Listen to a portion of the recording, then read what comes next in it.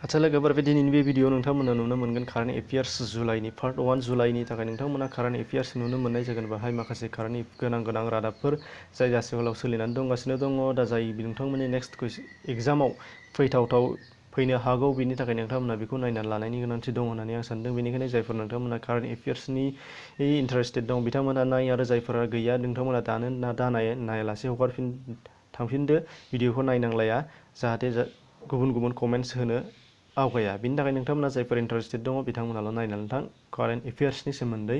दा जों फार्स्टआव नागिरनानै लांदिनि कारेन्ट एफेयार्स 2019 बर' रावजों नोंथांमोना बेहाय नुनो मोनगोन। बेहाय गासै मोन 8टा होनाय दङ। लास्टआव मोनसे कुइसन दङ, बे कुइसना जाहैबाय बर'नि जानानै फैगोन। नोंथांमोना मोनफ्रोमबो कारेन्ट एफेयार्स एबा जिकेआव आं बर'नि मोनफा हगारनायनि टारगेट लादों, जाहाथे बर'निखौबो नोंथांमोना मिथिनो हायो। दा बेहाय नुनो मोनदों नोंथांमोनहा बर'जों बुंगोन, ओंखायनो नोंथांमोना चेनेलाव दासो गोदानबा साबस्क्राइब खालामनानै ला। बेनिफ्राय फार्स्टआव जोंहा नुनो मोनदों 1 नाम्बाराव recently B K Birla passed away, he was a famous for which one? B K बिरलाया दासो बावैसो जोबोद मुंदांखा जानानै फैदों। बिथाङा मानि सायाव मुंदांखा जादों, बिथांनि प्रफेसना मामोन, बेखौ नोंथांमोना सोंजानो हागौ। बे जाहैबाय इन्डास्ट्रियेलिस्ट। बिथाङा सासे दारिमिनारि गायसनगिरि बा इन्डास्ट्रियेलिस्ट, बर'आव मा होनना बुङो बेखौ गोबां सोदोब दङ, जायखिजाया इंराजियाव लाबानो जाबाय इन्डास्ट्रियेलिस्ट। बेनिफ्राय नुनो मोनदों दा IMF अन approve blank loan over a period of 3 years cash strapped Pakistan. बेनि थाखाय एन्सारा जाहैगोन मा होनदों, IMFआ एप्रुभ खालामनानै होबाय पाकिस्ताननि थाखाय माखासे रां। दा बे राङा बेसेबां, बेनि सायाव सोंनाय फैनो हागोन। बे जाहैबाय US डलाराव, आमेरिकान डलाराव जाहैबाय बेयो 6 बिलियन। बेयो बबे हादरनि थाखाय? पाकिस्ताननि थाखाय। नोंथांमोना बेखौ गोसोआव लानांगोन। बेनिफ्राय नाम्बार 3आव फैनो मोनदों supreme court has directed which of the state to pay 1 crore as fine for illegal coal mining. Illegal खैला दिहुननायनि थाखाय माखासे नेम खालामनानै सुप्रिम कर्टआ फाइन फोनांनो नागिरदों 1 crore बे बबे हादरनि थाखाय? बियो बबे स्टेटखौ बा भारतनि बबे हादोरसा बा रायजोखौ बाहाय बुंनाय जादों? मेघालया जोंनि साखाथियावनो। बेनिफ्राय India's first design development centre फेशनवा has been launch in which of the city?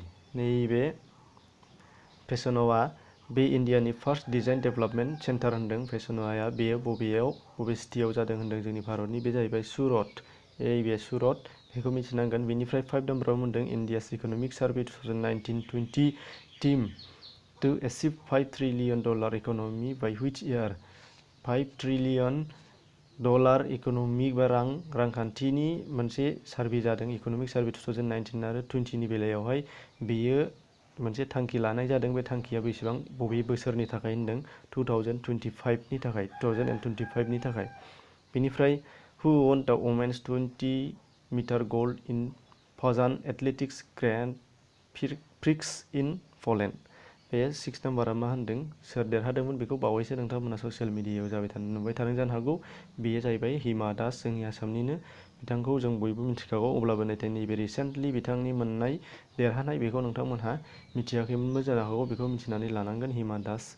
बेनिफ्राय who is the head of RBI committees to review the regulatory and supervisory framework for core investment companies? बे जाहैबाय RBI कमिटिनि सोर? क्रर investment कम्पानिजफोरजों सुपारभाइजरि framework मोननो हादों। बेखौ नोंथांमोना नायबा नुनो मोनो। बाहाय लास्टआव एन्साराव तपन रय बिथाङानो बेनि एन्सारमोन। नोंथांमोना बेखौ नायनानै ला। बेनिफ्राय 8 नाम्बाराव होनदों हु इज द प्रेजेन्ट प्रेसिडेन्ट अफ BSS अर्थात बर' साहित्य सभानि प्रेजेन्ट? बेखौ होनदों बर'नि, दहायनो खिन्थानो होखादों, बर'नि मोनसे सोंनाय जागोन। बे जाहैबाय तरेन बर'। नोंथांमोना गासै 8टा मोननाय जाबाय, बेखौबो मिथिनानै लानाय जानांगोन। अब्ला नोंथांमोना जेसेबांनाखि मिथिबाय, नोंथांमोननि थाखाय बबेबा मोनसेया गोनांथार जादों जानो हागौ। बिनि थाखाय नोंथांमोनहा मोजां मोनबायबा भिडिअखौ दानो लाइक खालाम, डिसक्रिपसनाव हाबनो दाबाव। बेनिफ्राय नोंथाङा दासिमबो चेनेल गोदान फैदोंबा साबस्क्राइब खालाम। एसेनोसै।